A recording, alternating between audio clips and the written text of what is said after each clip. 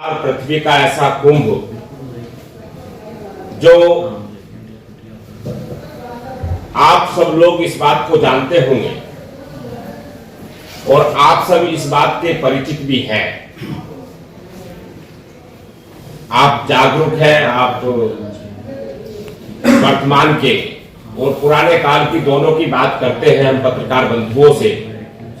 वो एक हमारा बड़ा माध्यम इस लोकतंत्र के सिस्टम में हमारे सनातन हिंदुओं को लेकर के, हमारे सनातनी को लेकर के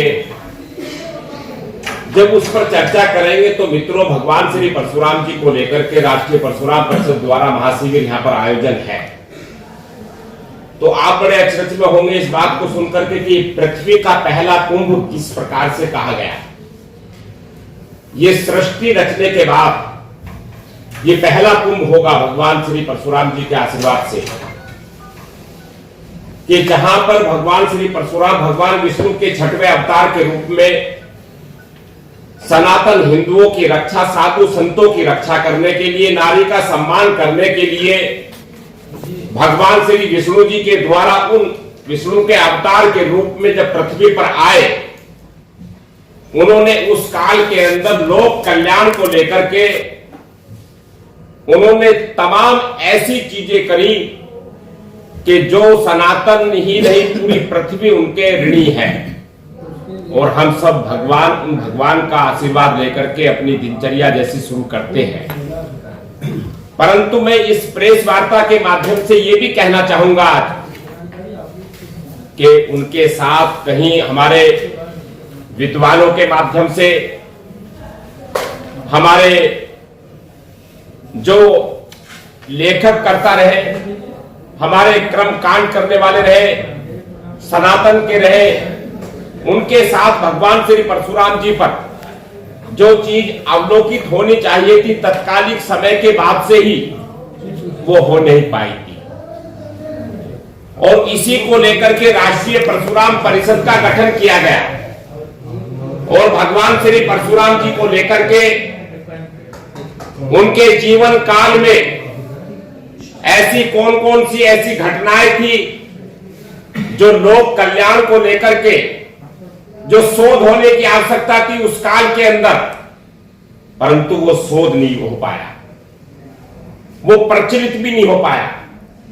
मित्रों, ये बात इसलिए मैं कहता हूं कि अगर हम विद्वानों से भी पूछते हैं और जानकारों से बात करते हैं और जब हम ये विषय रखते हैं अन्य मंचों से कि भगवान राम की जन्मभूमि और उनकी युद्ध स्थली कहां पर है, भगवान श्री कृष्ण जी की जन्मभूमि और उनकी युद्ध स्थली और उनके कायाकल्पों की वो पृथ्वी कहां है, तो आप जैसे वरिष्ठ पत्रकार जैसे लोग भी हमारे एकदम तत्कालिक बताने के लिए उत्साहित हो जाते हैं और जोश में आते हैं कि अयोध्या में है और मथुरा वृंदावन में है। लेकिन जब भगवान श्री परशुराम जी की जन्मभूमि की हम बात करते हैं तो आप सब सनातनी, हम सब लोग बगले झांकने लगते हैं। ये सत्य है, इसको कोई झुकला नहीं सकता। और ये इस पृथ्वी के हमारे सनातन हिंदुओं का ये हाल है।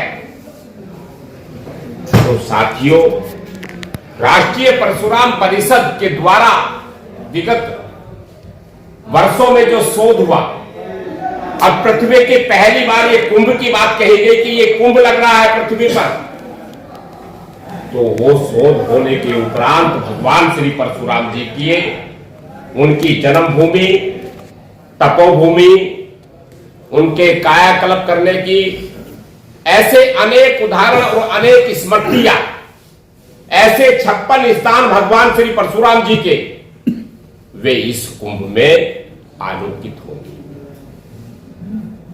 और भगवान श्री परशुराम जी की जो युद्ध भूमि, उन्होंने 21 बार जो उनके बारे में भ्रामक प्रचार किए गए, उनकी झूठी बातें चलाई गई कि भगवान श्री परशुराम जी ने 21 बार क्षत्रियों का विनाश किया। क्षत्रियों का विनाश नहीं किया था, उन्होंने 21 बार अताताई राक्षस राजाओं का विनाश किया था। ये सब शोध के बाद आलोकित हुई और भगवान श्री परशुराम जी के द्वारा, क्योंकि वो न्याय के भगवान थे इस पृथ्वी पर, उन्होंने कभी दोहरे मापदंड नहीं रहे उनके पास। उन्होंने अगर कोई राक्षस रूपी साधु संतों के, गरीबों को, महिलाओं के उत्पीड़न करने के लिए इस पृथ्वी पर राक्षस रूप लेकर के उतरे थे, तो उनको सबको नष्ट नाबूद किया था। उन सारे 21 राक्षस राजाओं का चित्रण इस कुंभ में होगा। 56 स्थानों का भगवान श्री परशुराम जी की जन्मभूमि से लेकर के, तपोभूमि से लेकर के, मां रेणुका के धाम से लेकर के, श्री परशुराम कुंड से लेकर के, श्री परशुरामेश्वर महादेव से लेकर के, और ब्रह्मा जी और भगवान परशुराम जी के युद्ध से लेकर के सारी चीजों को अवलोकित करने का काम राष्ट्रीय परशुराम परिषद करेगा। ये इसलिए पहला पृथ्वी का कुंभ होगा। उनकी जन्मभूमि जाना पाव इंदौर में सौद के उपरांत वो निकली मध्य प्रदेश में, जहां भगवान परशुराम जी अवतरित हुए थे। उनकी युद्ध भूमि आंध्रा में आई, तिरुपति पे आई, उनकी युद्ध भूमि मध्य प्रदेश में आई। ऐसे सारी चीजों का विद्वानों के माध्यम से वो सब अवलोकित करने का इस कुंभ के चौराहों पर उनकी जीवनी का प्रकाश, और राष्ट्रीय परशुराम परिषद के महाशिविर में उस गैलरी के माध्यम से, जहां अपने 56 स्थानों का प्रचार उस गैलरी के माध्यम से जानकारी दी जाएगी। भगवान श्री परशुराम जी के 21 स्थानों के युद्ध भूमि में जानकारी दी जाएगी। वो गैलरी के रूप में वो वहां पर विकसित की जाएगी। भगवान श्री परशुराम जी का वो रूप आपने, यानी कि हम सबने, यानी कि हम सनातनियों ने एक ही रूप देखा, वो दाढ़ी वाले भगवान श्री परशुराम जी। भगवान श्री परशुराम जी का सौम्य रूप के रूप में 51 फुट की मूर्ति उस महाशिविर के अंदर वहां स्थापित की जाएगी। राष्ट्रीय परशुराम परिषद के माध्यम से प्रथम बार उनकी भगवान श्री परशुराम जी की कथा का वहां सनातन हिंदुओं के वो कानों में आवाज जाएगी और वो बताया जाएगा। कथावाचकों के राष्ट्रीय अंतरराष्ट्रीय के माध्यम से वहां सारी चीजें सामने प्रकट होंगी। तो ऐसे महाशिविर की तैयारी 2 लाख स्क्वायर फीट में समथिंग महाशिविर की आज भूमि पूजन कार्यक्रम था। उस पर सारी एक चर्चा हुई। हमारे सारे जिम्मेदारियों का निर्धारण होगा कि कौन सी चीज क्या क्या देखी जाएगी। तो आज इसको लेकर के मेरा यहाँ पर आना उपस्थित मैं हुआ हूँ, आपके बीच में रूबरू हुआ हूँ।